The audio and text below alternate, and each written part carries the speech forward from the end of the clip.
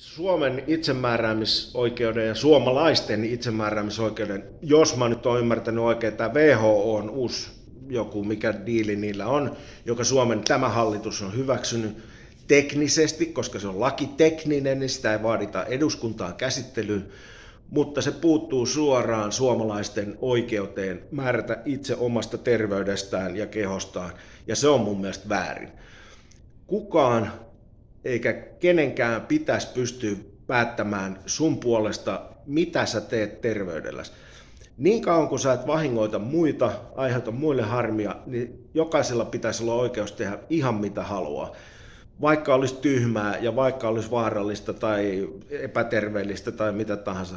Mutta se, että meillä on joku YK-virasto, joka tulee jatkossa määräämään, että sun on tehtävä näin ja näin, tai toimittava näin ja näin, tai otettava nämä rokotteet, tai ei otettava näitä lääkkeitä, tai mitä tahansa, se on mun mielestä täysin järjetöntä.